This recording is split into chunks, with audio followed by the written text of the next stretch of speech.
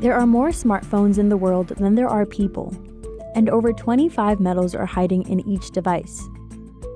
We traveled across the globe from lithium-rich lands in the Andes to Indonesia's underwater tin mines to learn more about the metals powering the world's 9 billion smartphones. Scrappers in Australia have built a business removing gold from old electronics. Gold is durable and conducts electricity, so it's used to make circuit boards and cell phones. Everyone knows when Wade Cawley is coming through town. Family nicknames it Flash because it's red and it's electric and it buzzes around everywhere. Today, he's on his way to a local repair shop that puts aside devices it can't fix. They didn't really have a way of recycling things and they really wanted to.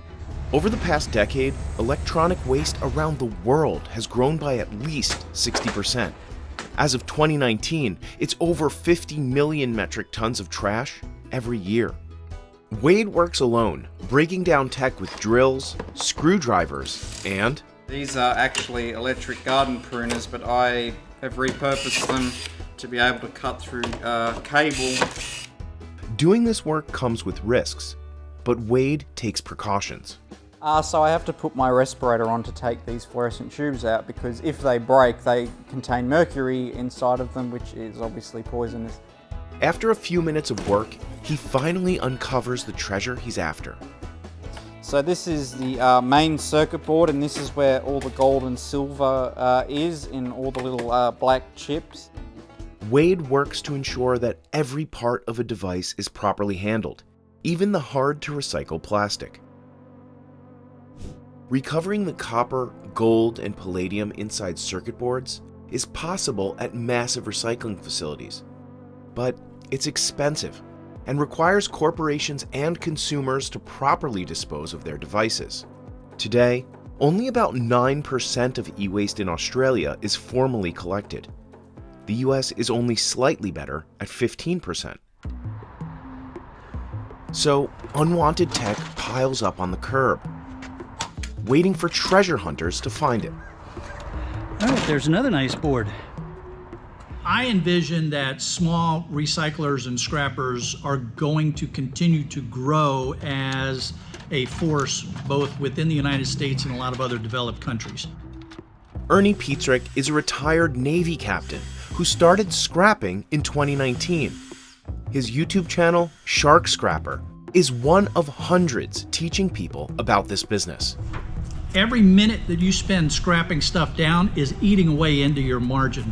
And sometimes you might only make a couple bucks an hour on something. If you're just doing this as a one-person operation out of the back of your truck, you'd be better off to just go work at McDonald's.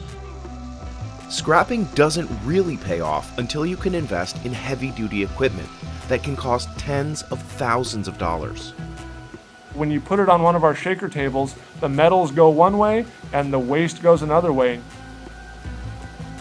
Jason Gaber comes from the world of underground mining, but now he sells crushers that can be used for e-waste. E-waste is going to be the richest ore of the future. For many, e-scrapping remains a side hustle, but for some of the world's poorest people, it's the only way to make a living. Every year, rich countries ship thousands of tons of e-waste to places like Delhi, India, a world capital of unregulated e-waste recycling. इस काम में थोड़ा बहुत तो risk है लेकिन करना पड़ता मजबूरी में. Gulzar was 14 when we talked to him in 2023. He's one of about 50,000 people who scavenge here, mostly from piles imported from countries like the United States and China. Gulzar starts his morning selling breakfast at his father's food cart. After school, he heads to trash piles like this one to sort through old cell phones, computers, and video game controllers. Few people doing this work have access to gloves or other safety equipment. ऐसे खोलते हैं इसको तो ये लग जाता है और ये पत्ता जो है इसका ये सब लग जाता है हाथों में कभी गदार. And to get at the valuable metals, many scavengers burn e-waste. That's a problem that experts say has long-lasting impacts on human health, including stunted growth, miscarriages, organ damage, and bone density loss. In 2021, India recycled a third of the 1.5 million metric tons of e-waste it produced, a recycling rate about twice that of North America. But only a fraction of Indian waste was handled by authorized recyclers. Not to mention, the country imports an estimated 50,000 metric tons of e-waste each year. With his business Rekindle Me, Wade's trying to prevent e-waste from getting shipped overseas. It would have a really good impact globally if instead of exporting it overseas and putting it on the less fortunate, being able to take care of our own waste. Today, Wade's dropping off a truckload of materials he's collected at Mint Innovation, a local startup that grinds circuit boards. Hey Wade, how's it going? Hello, good. Thanks for coming past. No Looks like worries. a nice couple of batches here you've brought past. Mint pays him about $3.50 per kilo. So today, he made about $3,500. How much did you bring along today, Wade? 1 ton altogether. Typically we're going to get something like, I don't know, 250, 300 kilos of copper could be in there, and maybe anything from 100 to 200 grams of gold. We'll see where we get to with that. But I've got a wee sample here of gold from the processor. I'll give it to you now as a down payment. Maybe you have to give it back. That's Mint runs electronic waste through a liquid bath of bacteria, fungi, and other organic materials. Business Insider first visited Mint's pilot facility in New Zealand in 2021. Now, the company's scaled up with a facility here in Sydney, Australia that's nearly 5 times bigger. So this is our first plant, and what we are gearing up is being able to build these in multiple cities around the world. It's almost entirely automated, preventing workers from coming into direct contact with hazardous materials. The circuit boards heading up the 2-story conveyor belt contain about 70% plastics and 30% metals like copper, silver, palladium, and gold. This machine crushes them into smaller particles, which will then be dissolved in liquid. We've got a big plastic tank behind me here. It's 25,000 litres. It'll sit in this mixing tank for a few hours. After that, it'll be sent over to one of the filter presses. This blue fluid contains a high concentration of copper, tin, and other less valuable metals. Mint uses electricity to pull out the copper. We simply put that through a series of plates, pass it over that have electric current flowing through them, and that plates out the copper from solution. Now, the solution is ready to extract the gold. That's where Mint's special sauce comes in. Mint's team identified these tiny helpers in 2017 through a series of research trips to places like abandoned mines or fields with rusty equipment. They collected species of bacteria and fungi that evolved to bond with specific metals. So you can see this residual dark purple colour that's left over biomass that's got the gold stuck to it, and it's formed these beautiful purple nanoparticles. The purple cake will go to an off-site refiner to be turned into something easier to recognize. So this gold bar that I'm holding in my hands is about 1.2, 1.3 kilos, and that's the amount of gold that this facility is recovering each day it's in operation. At today's prices, that's nearly $85,000 worth of gold. The company says its Sydney plant could recover more than $30 million of gold every year. Mint also says its process has a smaller environmental footprint compared to other forms of industrial recycling. What we've created is a closed loop system where what actually leaves the plant is benign and not a chemical waste stream. That's what helped convince Wade to process his treasures here. It feels amazing to see that my circuit boards have finally made it to the right place, and I know they're being recycled properly, and it's really cool to see it all in place now. Wade started collecting old electronics when he was just a teen. He'd store them in his mom's garage.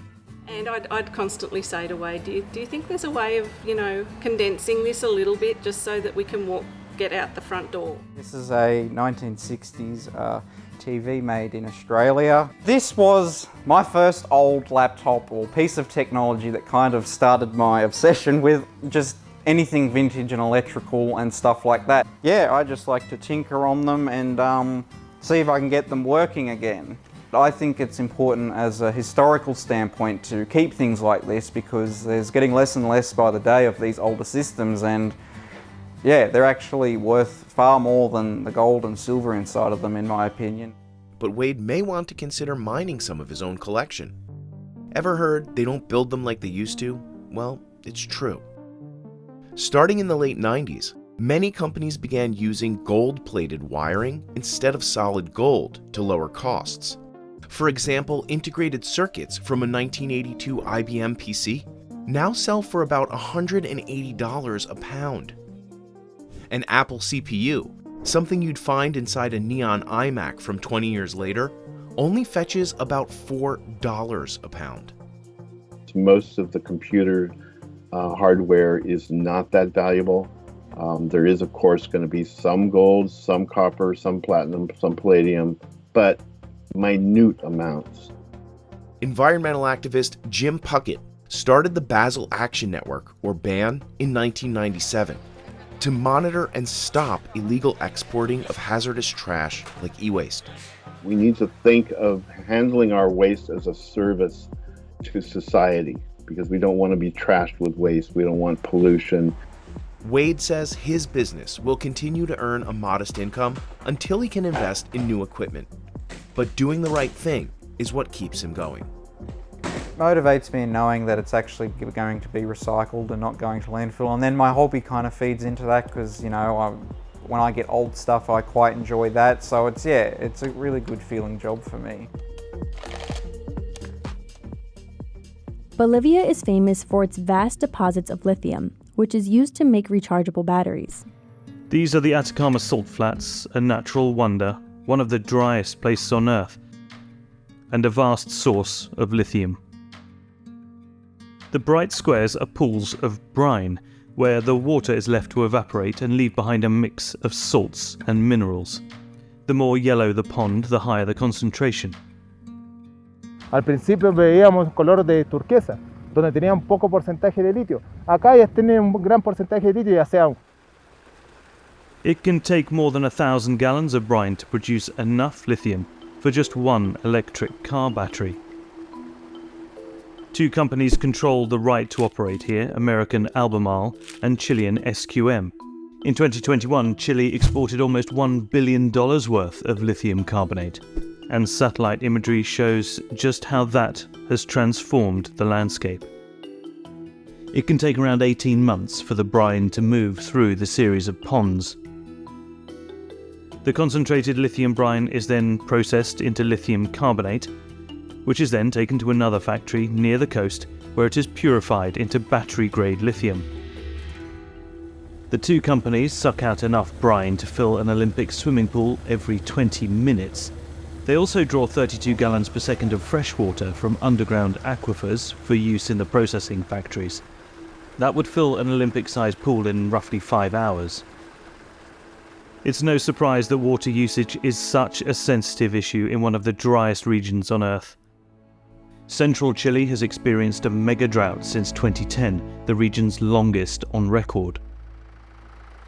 Brine is far denser than fresh water, and the two rarely mix, but regulators worry that pumping so much brine too fast will increase the risk of freshwater contamination.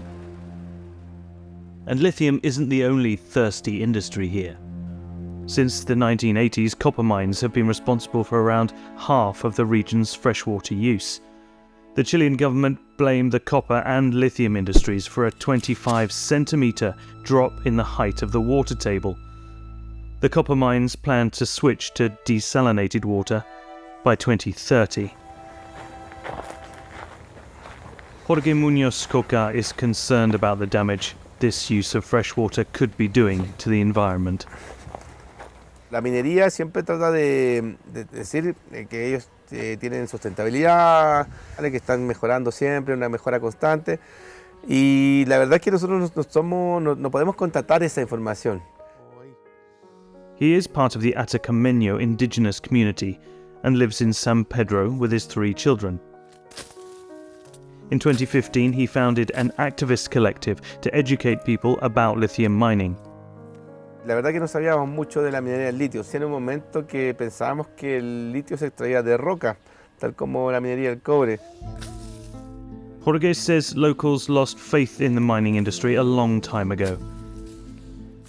In the 1990s, the Chilean government agreed to hand ancestral lands back to indigenous communities, including the Atacama lithium mines. Some land was transferred, but crucially not the mines. Neither of the 2 lithium companies in Chile consulted with locals before starting their operations. At the time, they didn't need to. But in 2008, Chile's government agreed to involve indigenous people in any decision that could affect them directly. Still, it would take another 8 years for one of the companies, Albemarle, to begin giving over 3.5% of its profits. That same year, SQM was sued for extracting more brine than allowed. SQM recently committed to reduce brine and freshwater use and monitor their environmental impacts. Jorge feels there has never been real transparency. No es un relacionamiento comunitario real en donde tengamos a alguien de la minería, normalmente para poder decir nuestros pesares, incluso nuestras quejas hacia la minera. And his community's concerns almost always come back to water. Tenemos una relación muy significativa con el agua. Eso es lamentable que exista en esta área tanta explotación, siendo que para nosotros esta sería un área de confluencia y de tranquilidad.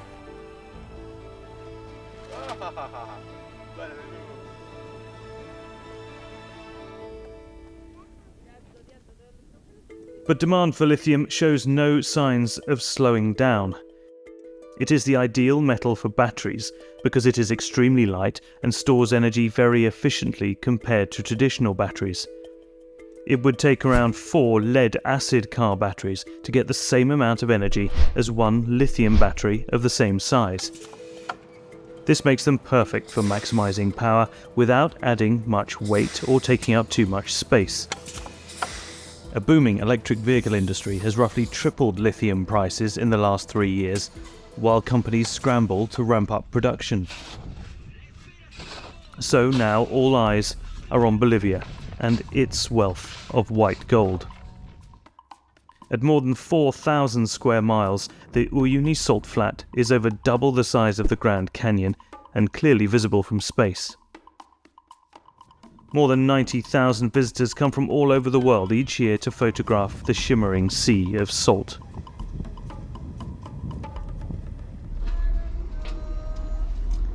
Antonia Cabrera moved here back in 2009.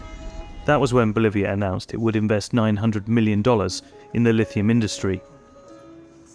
Porque yo he emigrado de mi comunidad porque mis hijos querían que estudien, no quiero que estén como yo.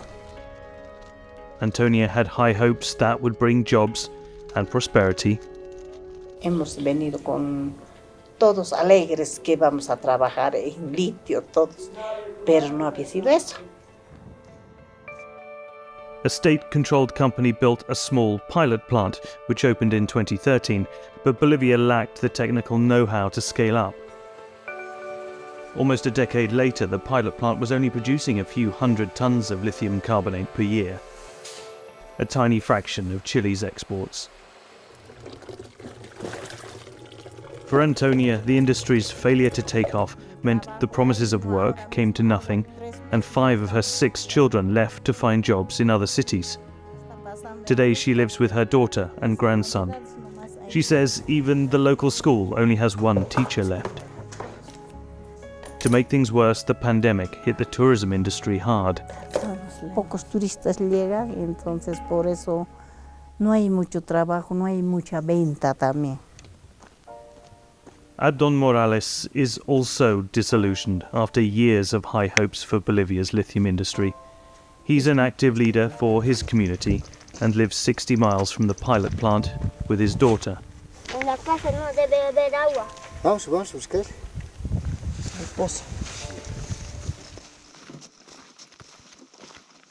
He worked for the lithium company as community liaison back in 2019. He was supposed to help recruit workers locally. But in the end, he says, most workers were brought in from Bolivia's large cities instead. Now, with the Chinese and Russian companies moving in, he's worried about his precious water supply.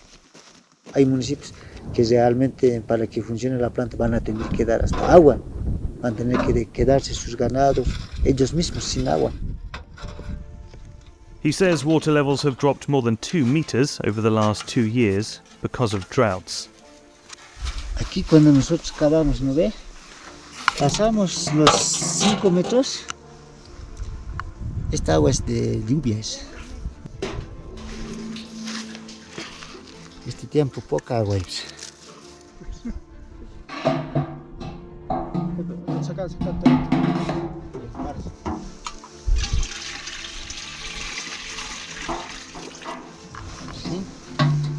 Abdon is not against lithium mining. He just wants any company that comes in to extract the metal to be open and honest.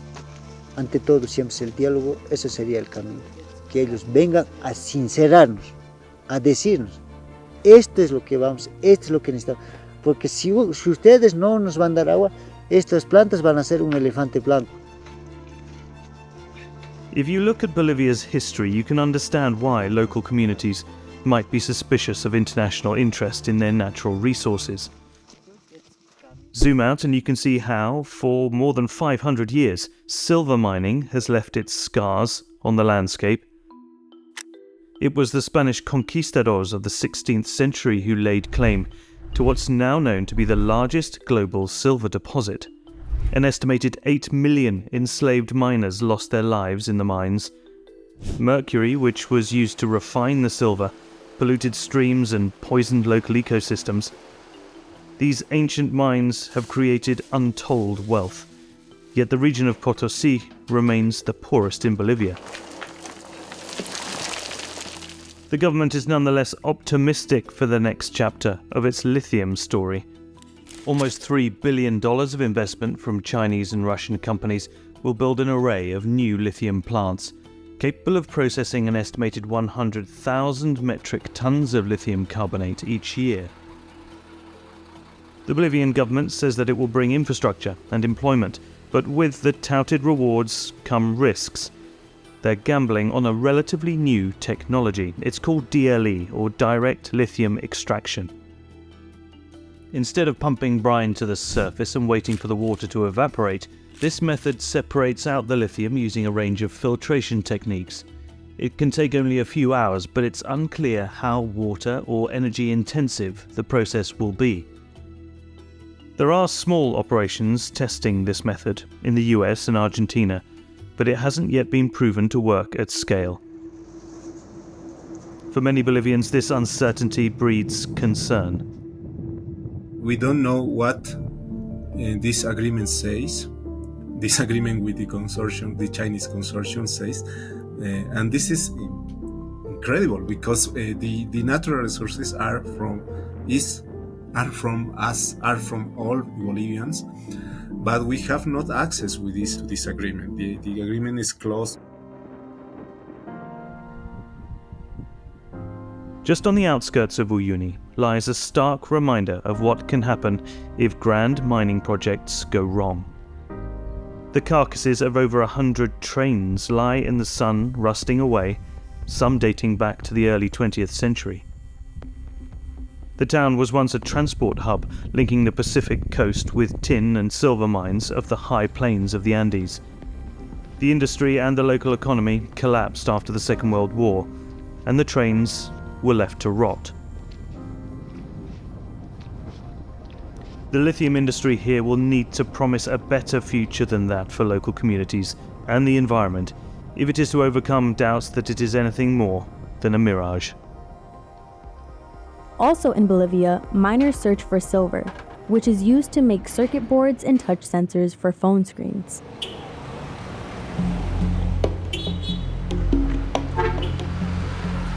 At 13,000 feet, Potosi is one of the highest cities on the planet.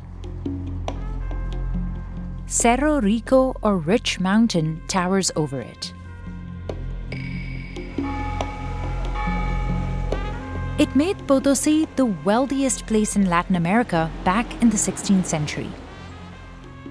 Today, it's one of the poorest. Luciano lives at the base of the mountain with his wife in a one-room house. There's no heat, just electricity and a stove for cooking. Luciano is semi-retired. But to make ends meet, he still mines once or twice a week.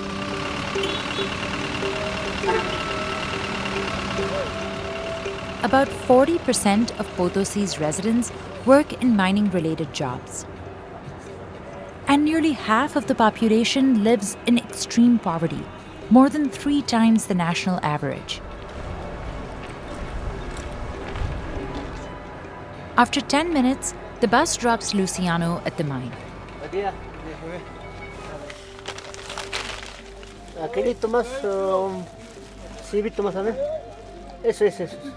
He stocks up on alcohol, and he buys coca leaves that give him energy.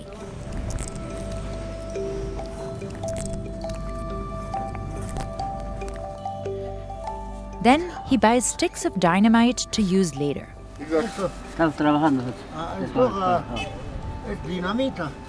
There are nearly 500 mines in here, but many are abandoned.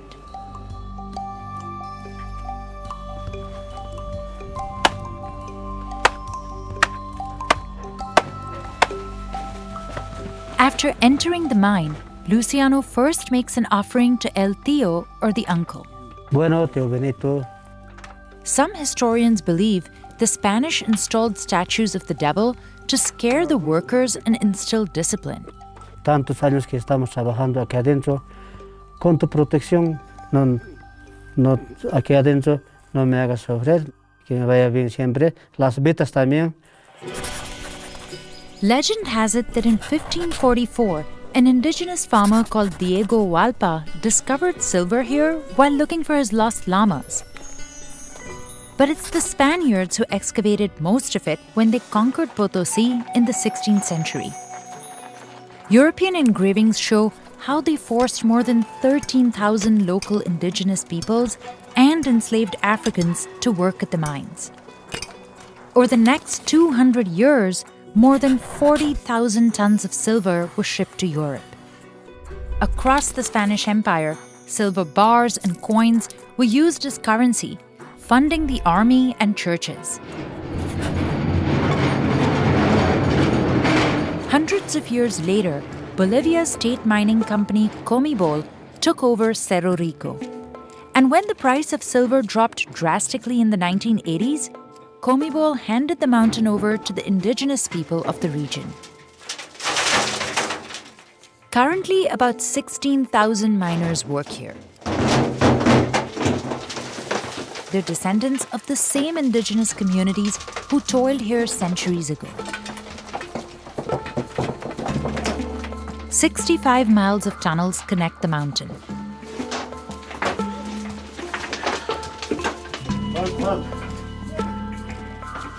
These rails were installed between the 16th and 19th centuries.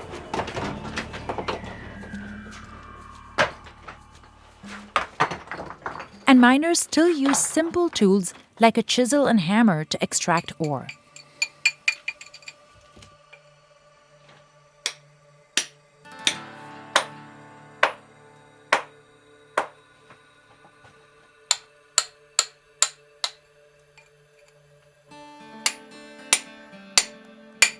Otros trabajan con manos, otros no. Yo no, caso de eso. Siempre será mis manitos que será. Mis manos serán fuertes. Today, Luciano's chipping away at a vein of tin, which is black in color.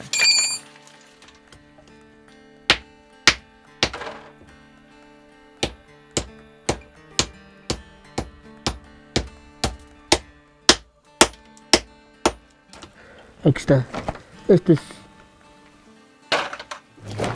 Esto ya me sirve a mí. But to find bigger pieces, he has to go deeper into the mountain's unexplored corners. For that, he needs dynamite. Si no hay esto, no recibimos no podemos sacar ningún trozo de mineral de esta peña. Entonces, esto voy a meter al agujero que está al huequito, ahí lo voy a taquear fuertecito, entonces ahí va a reventar, lo va a botar a esta peña. Luciano has to act fast since he's competing with other miners. Por otro lado, con perforación al trabajo, rápido lo pelean, listo, que tunean ahí pelean. He moves nearly 200 feet away after setting off the dynamite. Ya está. Workers collect the broken rocks into sacks that can weigh up to 90 pounds. An elevator pulls the minerals up to where the mining carts are.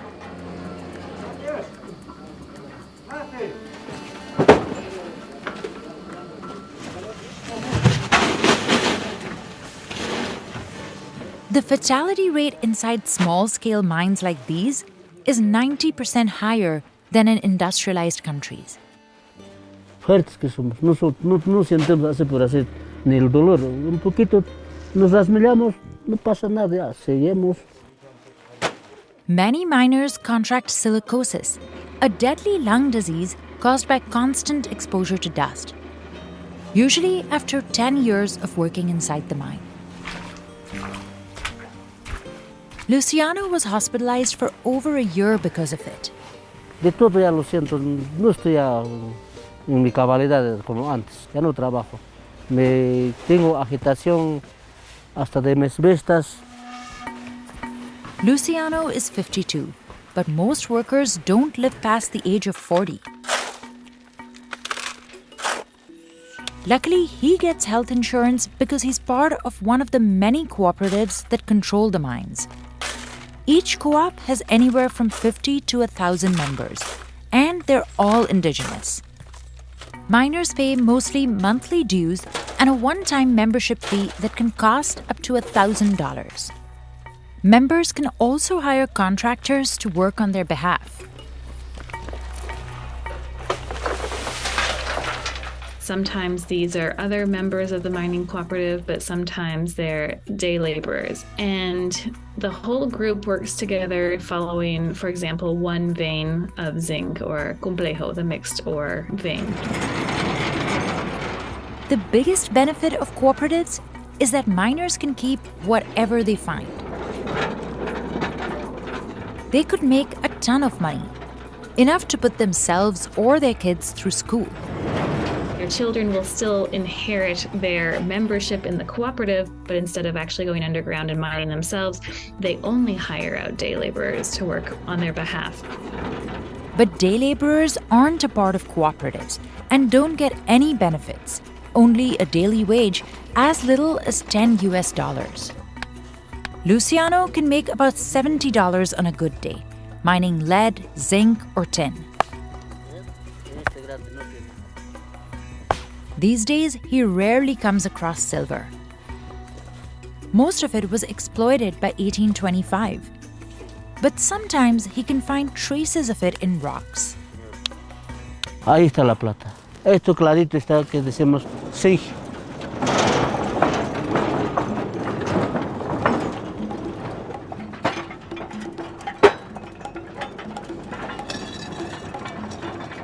All the minerals are dumped into pits off the side of the mountain.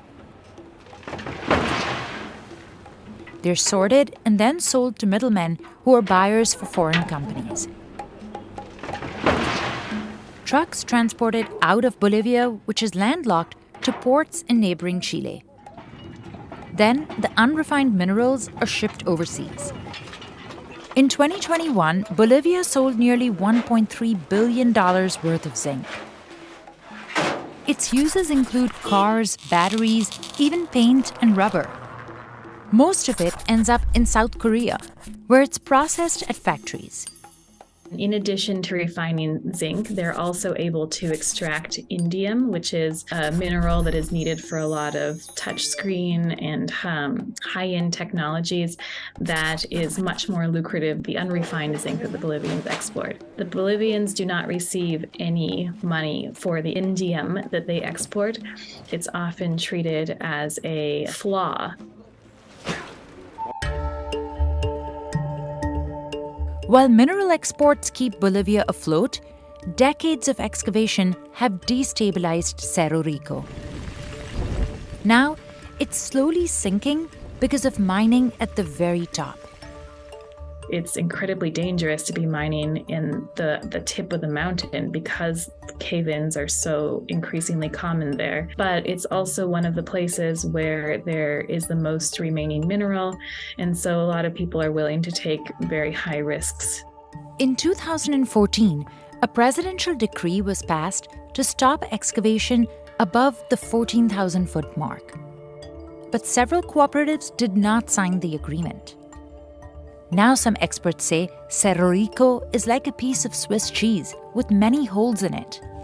The cooperative miners aren't coordinating where they're going to go, what vein they're following, and so you can have a lot of structural problems that develop in the mountain when two miners are working quite close to one another, both following separate veins, but not leaving enough rock there to hold up the tunnel for anyone else who comes after.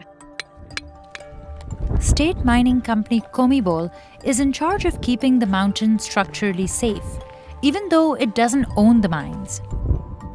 Para bolivianos después es un monumento. Desde hace años, el Cerro Rico está pues en el escudo nacional. Gregorio Socaño Coro is a technician for Comibol. Today, he's overseeing a project funded by the Bolivian government to fortify parts of the mountain. They're pumping cement into the peak to stabilize the shaky rocks. Nosotros estamos haciendo lo que es relleno seco de emergencia para evitar los deslizamientos laterales para que no se engrande el diámetro de los hundimientos. Gregorio wants Cerro Rico to continue to be a source of pride for Bolivians. But today, it is an endangered World Heritage Site.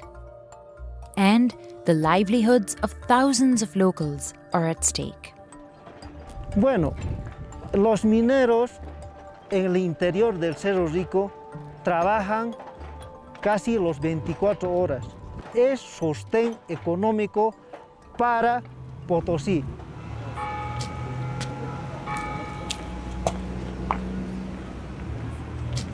Every so often, Luciano visits this local cemetery.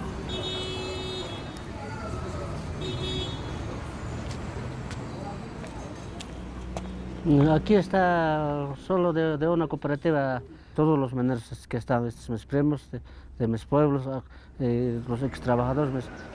Today, he's paying his respects to his late cousin, Zacharias. Buen trabajador, buen pero por esto todo hacer este compañero me ha enseñado a mí trabajar como. Zacarías es la hermano, primo, protéjame.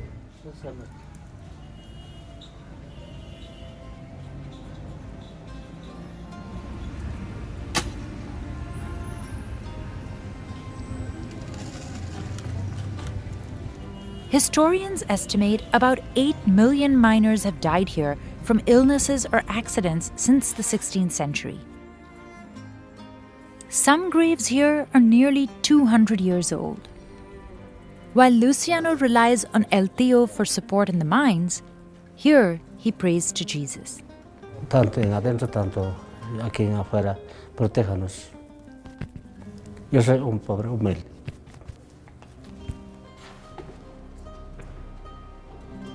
Meanwhile, Cerro Rico continues to loom over the city, a source of pride, fear, and sorrow for Bolivians.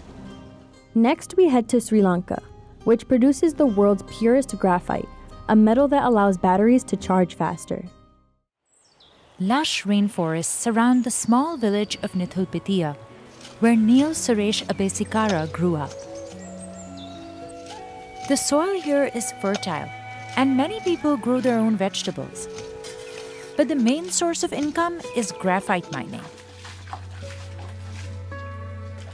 ඒකනේ මේ ගම් වල ඔක්කොම මේ ගෙවල් දොරවල් මිනිස්සු හදාගෙන ඉන්නේ පතල් ගිහිලා තමයි. වෙනත් ජොබ් නැහැ මෙහෙ. One of the country's oldest graphite mines, Kahatagaha, is about a mile away. This elevator is what Neil places his trust in when he goes 2,000 feet underground.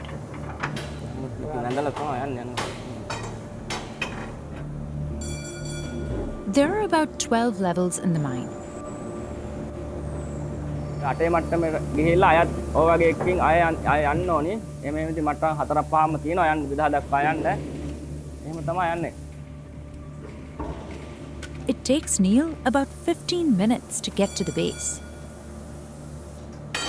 Down here, it's almost 100 degrees Fahrenheit.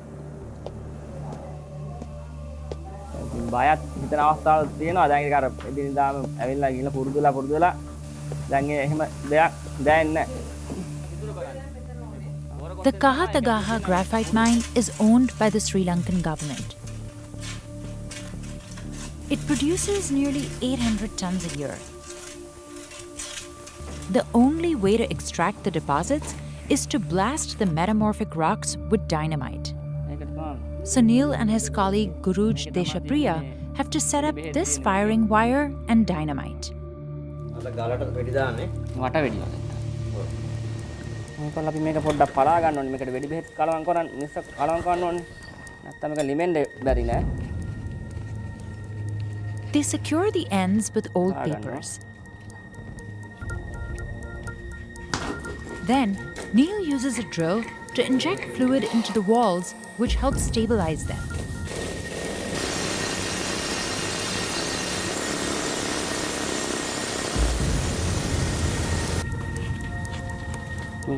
They feed in the wires and dynamite and cushion them. It's important to fully seal the hole so the explosion can create an impact through the wall.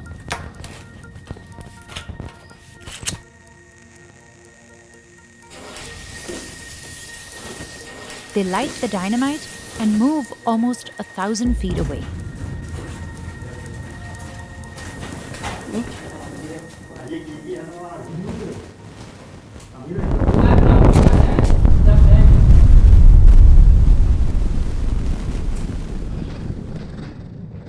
Then, the men collect the graphite in these carts and move it out through the elevator. But if there's a power cut, things can get dire. හදිසියේ විදුලිය විසන්ධි වුණොත් එහෙම අපිට ඉනිමන් වලින් තමයි එන්න තියෙන්නේ. මේ තියෙන්නේ ඒ වගේ ඉනිමන් අඩි 2000 ඉඳලා මේ වගේ ඉනිමන් යන පාරේ හයි කරලා තියෙන්නේ. මුදුන්ට. මේවා තියෙනවනේ. මේකේ තමයි යන්න ඕනේ. But there's so much more in these walls that miners can't access because their techniques and tools are nearly 150 years old. Like this small cart, which can carry 2 workers at a time deeper into the mine. මේකට තමයි අපි වින්චේ කියන්නේ. මේක තමයි මේ driver මහත්මයා තමයි ඉන්නේ. මේ නම් බෙල් ගහපුවාම බෙල් 3ක් ගහපුවාම තමයි මේක පල්ලයට බාන්නේ.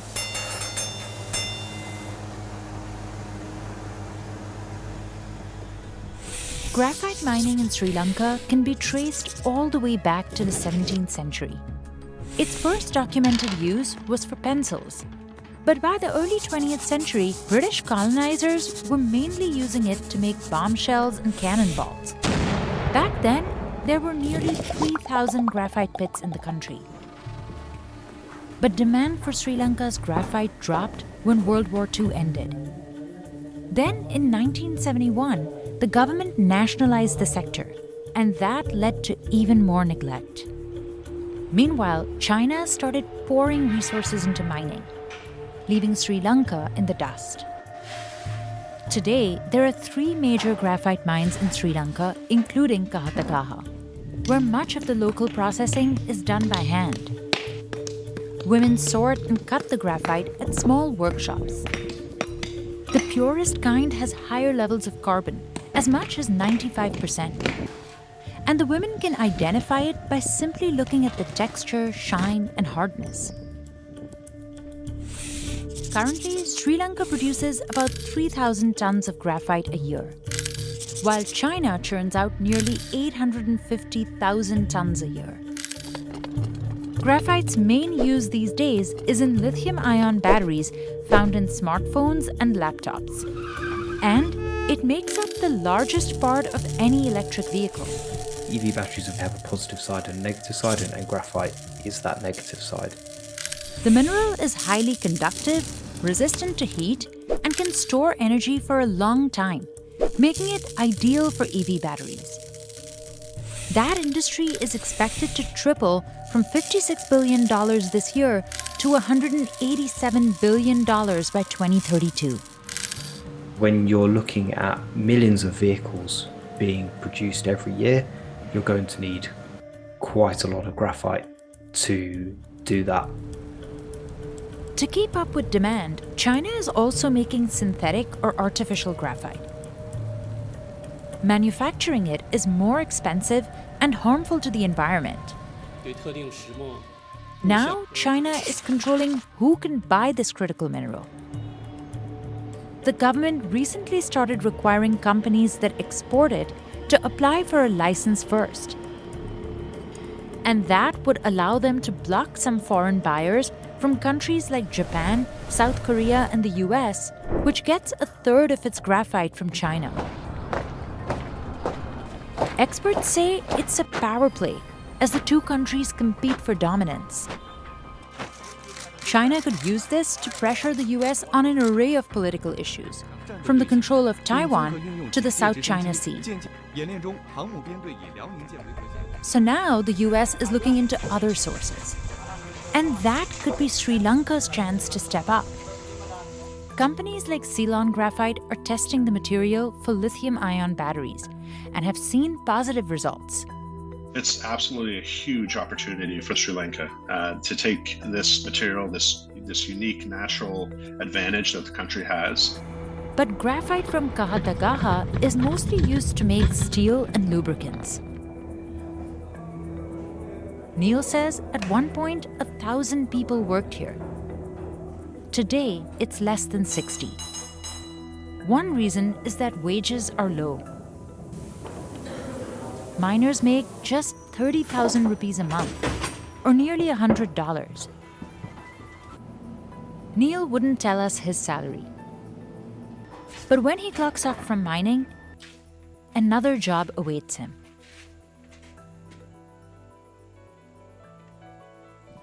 He also sells vegetables that he grows in his garden.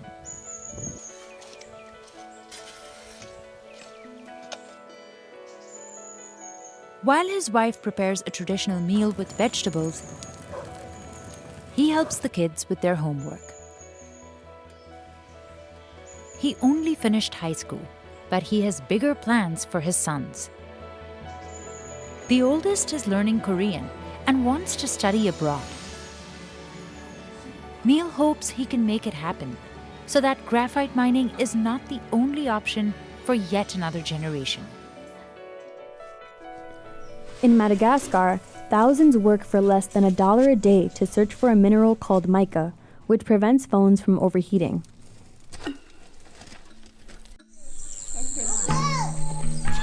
Rezanat Sara lives in Antrebi, a small village about 10 miles away from the mica mine. She started mining after her husband died 2 years ago to support her family.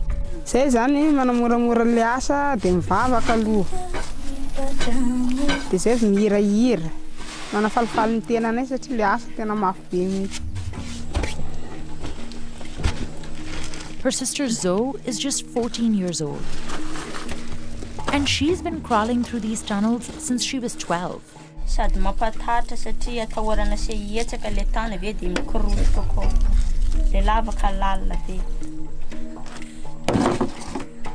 Some tunnels can be 500 feet deep, the height of a 50-story building.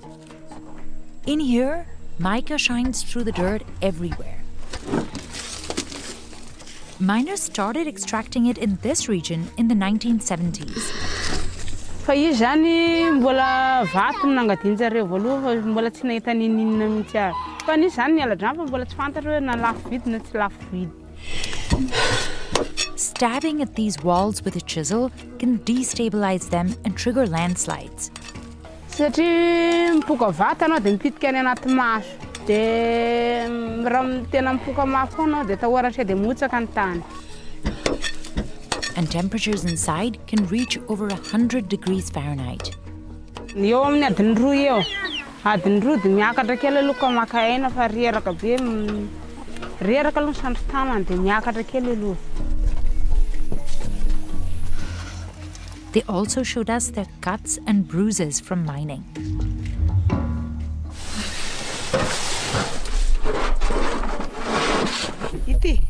Today they collected around 130 pounds of mica.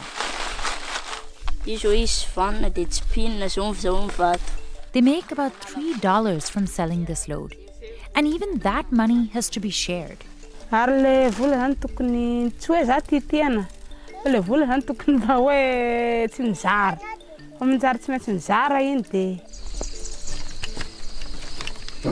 Many families here had never worked in the mines before.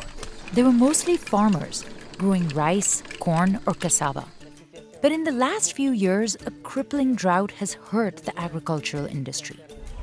At least 1.6 million are now food insecure and need humanitarian assistance. It rains so rarely here that people rush to collect water, like Rafara Malala Yantra So's family. They used to grow crops in the town of Menaloha. Voanjo, de mangazo, de vary. Ilo zao ny asa. This land where she mines officially belongs to the government, but no one stops locals from digging. Sy mba rahafahafa ny fandananay ato e. Mandady. Any anao? Ty. Tony zao fa izy ty. De tony atony. Mafy be raha tsy afaka ny vato. There's little oxygen inside. And hammering stirs up clouds of fine mica dust. The toxic particles can cause a deadly lung disease called silicosis. Ilaina mintsy fa ny raha tsy izy dia tsy maintsy miaina amin'ny zava-misy.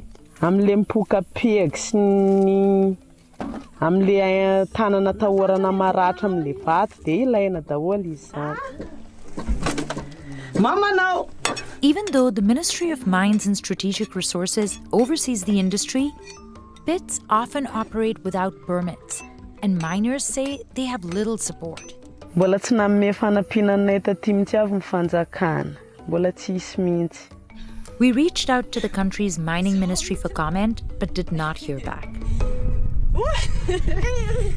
After a long day of work, Rafara Malala says her whole body hurts. Mintsy mandreraka be fa le famelomantena dia tsy maintsy. Le zaza tsisy hoanina dia tsy maintsy manao foana.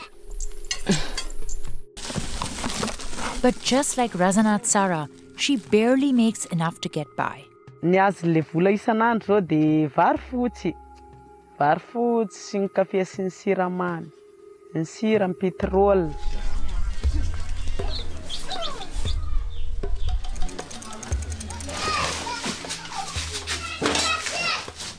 Miners mostly sell the raw mica to middlemen.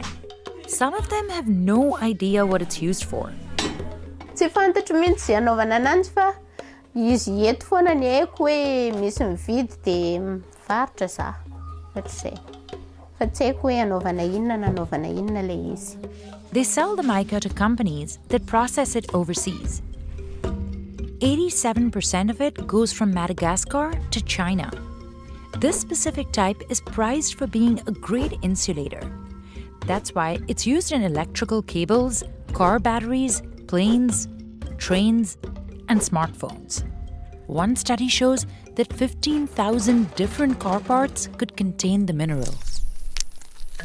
And Madagascar made about $11 million in 2021 from mica exports. But the wealth doesn't trickle down to the miners. Rafara Malala's 3 children, all under the age of 16, work here too. They help her sort and sieve the mica once it's collected. Child labor in Madagascar is well documented, but it's dismissed as a result of extreme poverty.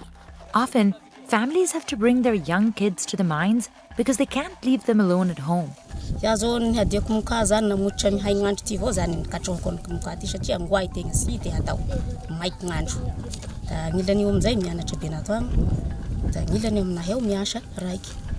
At least 11,000 children work in the country's mining sector. But experts say that number is probably much greater after 4 years of drought. We saw dozens toiling away at the mines we visited in the Ambo Wombe village, like 10-year-old Rasoa, who had to drop out of school after 2nd grade.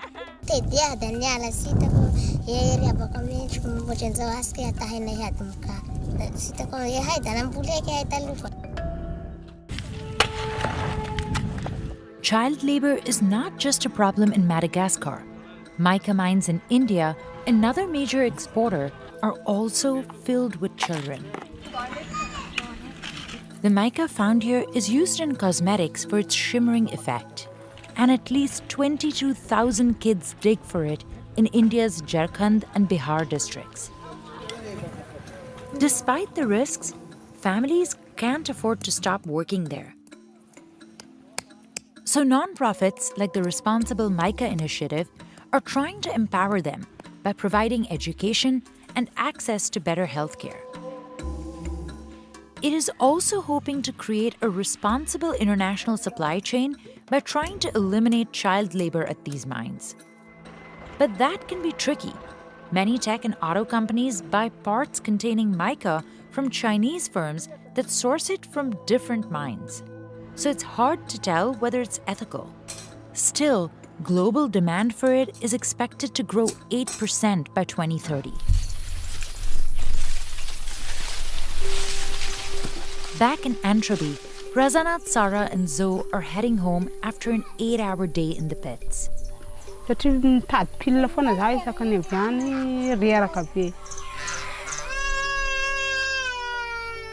She has 2 young daughters, so she needs this job, especially during the drought.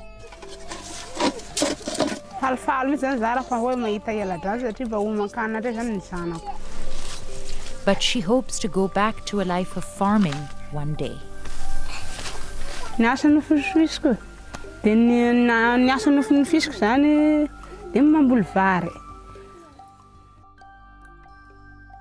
In Indonesia, miners free dive to collect tin from the bottom of the ocean.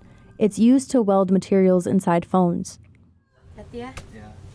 Joko was born and raised in Bangka. Dulu sebelum pernah mengtimah saya nelayan. Habis nelayan saya kerja nelayan, saya nggak pernah mengtimah untuk memuaskan. Saya berhenti dari nelayan, saya pernah mengtimah. About 40% of islanders here now work in the mining industry. And Joko knows it's the best way to feed his family.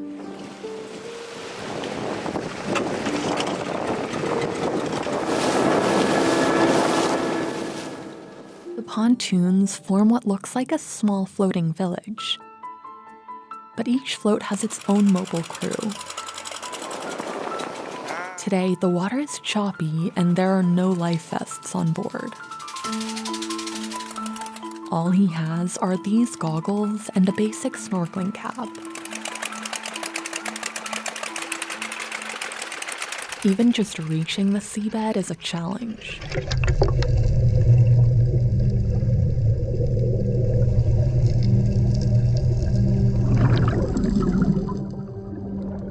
Joko stays here for up to 4 hours a dive. His oxygen supply comes from an air compressor aboard the pontoon. Sometimes it can overheat and emit toxic gases into his air supply. Pernah sih, pernah. Waktu mati mesin kan, tapi kita bisa tahan juga. Timbul pelan-pelan, secara pelan-pelan timbulnya kan. Kadang kita lipat selang jangan sampai habis. Joko pulls this blue pipe along with him on the seafloor. First, he checks the sand for tin, but he has to be careful. Ada siput-siput nyangkut di spiral kan, kita buka. Tin weighs more than sand, so Joko says he can tell there's tin mixed in based on how heavy this handful feels. He sends a sample up to the pontoon through this blue tube, so his crew can check for it too.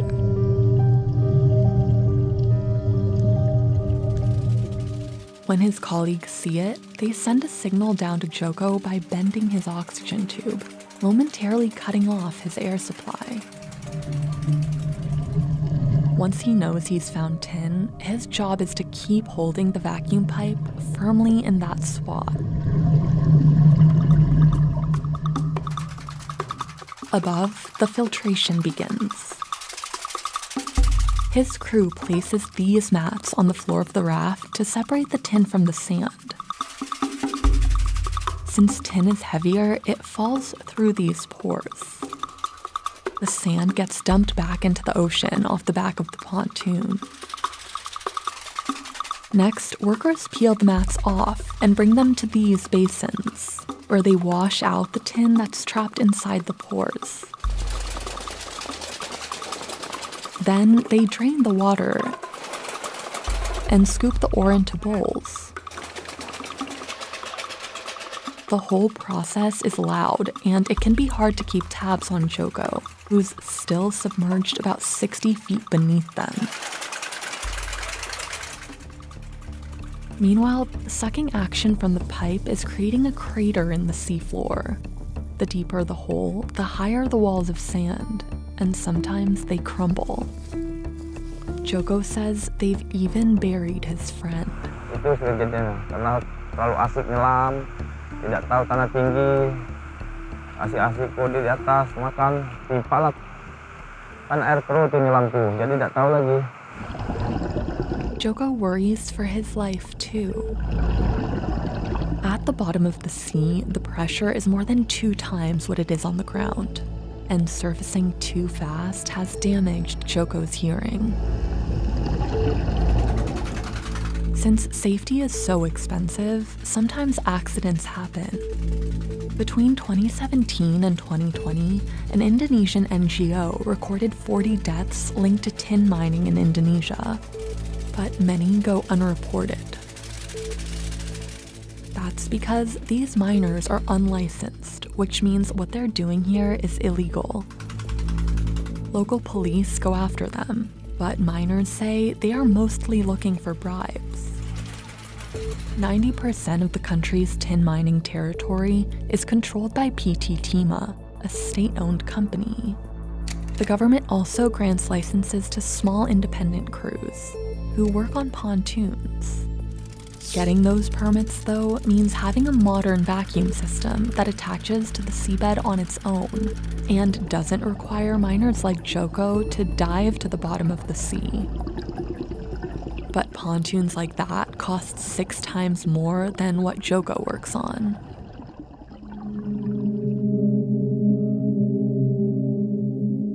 Tin mining in Bangka began in the 17th century. Hundreds of years of digging has created moon-like craters on this once tropical landscape.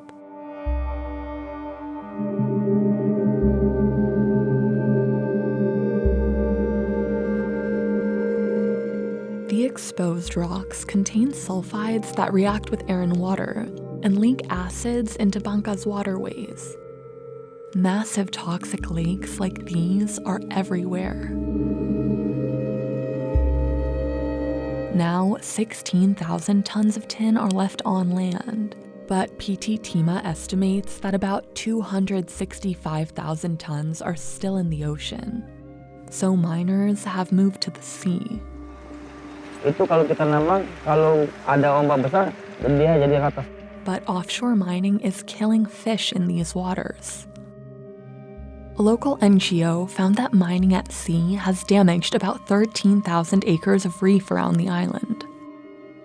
Locals say that 8 years ago, they could fish within a 4-mile radius of the island. Now they have to travel at least 17 miles to catch enough fish to make a living. PT TIMA did not respond to our requests for comment. The 4 men work on the pontoon for 11 hours, taking just a short break for lunch. At the end of the day, they divide the tin among themselves. Joko takes the most because his job is the riskiest. But he still makes only $13 a day. That's why he can't afford the protective gear most deep-sea divers use, like a pressurized helmet that costs around $2,000. He sells his tin on the black market to middlemen like Nasrin, who buys it for 10% below the standard rate. Kebetulan kita nggak ada izin. Kalau ada penambang dari laut atau di sekitaran sini mau jual timah, kita beli dengan harga sesuai cek-cekannya gitu.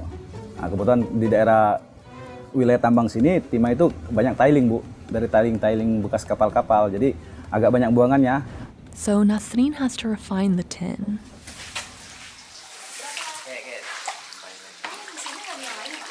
A worker washes it again to get rid of any residual sand. Now, this is the tin Nasrin can actually sell.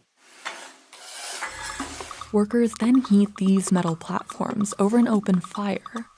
Then they pour the tin onto this blazing hot surface to evaporate any residual water. When workers inhale these fumes, particles of tin can enter their lungs and over time affect their breathing. Once the tin is dried, workers gather it up into sacks. And then it's sold to smelters who extract the metal from its ore. Tin is used in everything: phones, food cans, cosmetics, paints, and even fuel. But recently, Joko has been struggling to get a good price because government regulations have made it harder to find buyers for his product, which is considered illegal.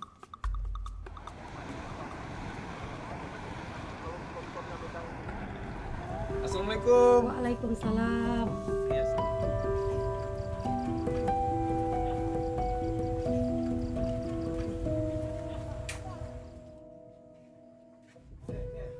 Today, Joko says he makes barely enough to feed his wife and 4 children.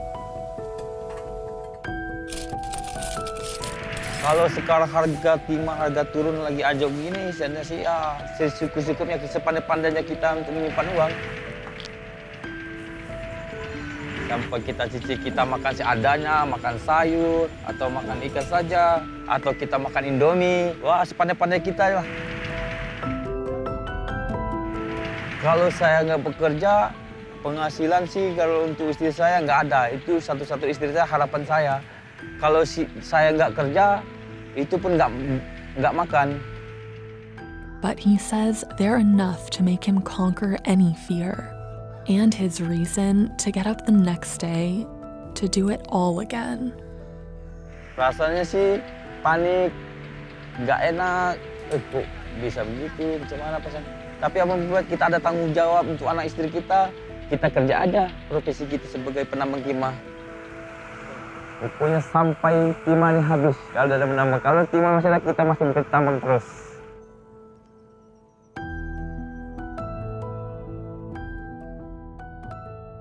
The Democratic Republic of the Congo is home to almost half the world's known supply of cobalt. The metal allows batteries to hold more charge. Wandange Olivier has been working in these mines for 22 years. Cha kwanza mbele mimi naingia na ile imani ya Mungu akuseke Mungu atanichunga. Na mimi mwenyewe mencho yangu iko naona kile niko nafanya. Ifo mimi na sasa itanipeleka ku riske. Est-ce que vous allez passer par là?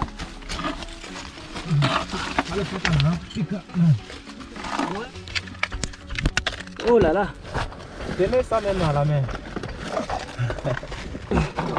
Wow. Hapa hivi njo kwa taki. Hii yote unaona hivi ni maproduit. Ni maproduit hivi. Unaona? Hii yote hii ni maproduit. Mwandanj and a team of 3 others work here. They cut chunks of ore from the walls Njo produit, njo cobalt hii. and later haul their load back up to the surface. Miners take the rocks to a local depot where they are assessed and weighed. Mwandanj can earn between $200 and $300 a week. The price can change on a daily basis, depending on the value of cobalt on the global market. He says he makes enough money to support his family. Niko na batoto 8, batoto wangu banafundaka, batoto wangu banakuraka. Donc artisanal njo muletoka shina ku societe. Hundreds of thousands of people work in DRC's artisanal cobalt mining sector. Men tend to work as miners and traders, while women find work processing the ore. Mie umu kazi mimi nishamo miaka 5 ya kutumika muikazi ya komiakol. Clarice says this site follows strict rules. Umu miaka ya yulu inakataziwa muikazi yetu. But over the years, human rights groups have also raised the alarm about child labour at unregulated mining sites. A 2016 Amnesty International report found thousands of children working as artisanal miners. The Amnesty report really opened a lot of people's eyes to what was actually going on in the DRC and the extent of abuses. Most companies had little idea about where they got their cobalt or what was going on. Some manufacturers looked to source their cobalt from large industrial operations instead. These mines are big operations, fenced off, secured, big processing plants, big open pit mines. But these mines haven't been without their problems either. Satellite imagery shows how massive mining pits have consumed large parts of Kolwezi in the south of the country. Another Amnesty report, this time focusing on large Chinese and European-run mining operations in the DRC, details how residents have been forced from their homes to make room for the pits. In some cases, residents were physically assaulted and even had their houses set on fire.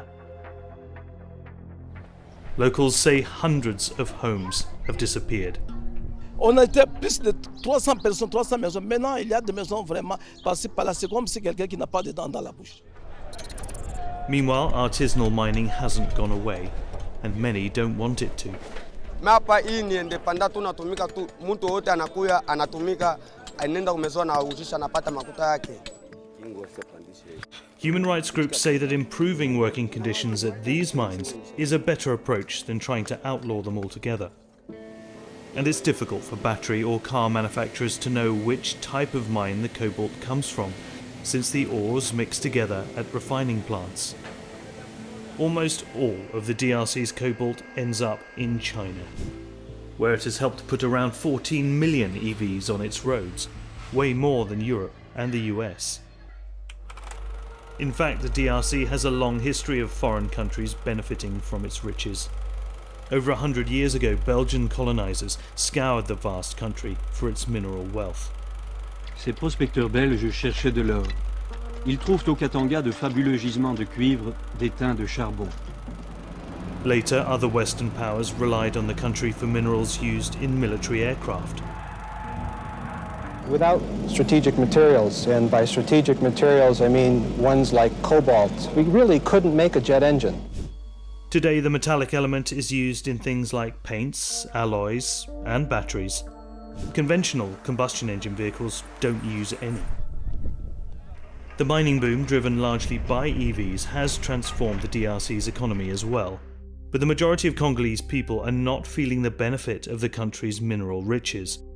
Economists call it the resource curse. We've seen countries who have been blessed with natural resources that often it's elites that benefit. You get these booms where they're actually more destructive than beneficial. That's partly because minerals like cobalt gain value as they move through the supply chain, from ore to refined metals to batteries. It's difficult for many resource-rich countries to have the infrastructure, the energy, the chemicals, etc. that's needed to produce processed products. Those same mines also hold copper, which helps make smartphone wires, connectors, and EV batteries. Last year, the DRC produced a record high.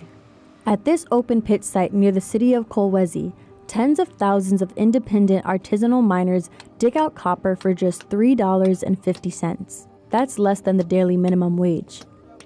Meanwhile, copper prices are close to all-time highs of nearly $5 a pound. The men spend nearly 12 hours a day sifting through and filling their bags with rust-colored rocks. This raw copper will be sold to middlemen, many of whom are Chinese. In 2008, the DRC government struck a $6 billion deal with Chinese state-owned firms, allowing them to jointly run some of the country's copper and cobalt mines. In return, Chinese investors promised to pledge $3 billion to upgrade the DRC's infrastructure. But as of 2023, one report said China had spent less than a third of that. Critics raised suspicions of corruption and a lack of transparency. Énormément de discours sur les richesses, mais en réalité, les gens vivent dans la pauvreté. Alors on se demande si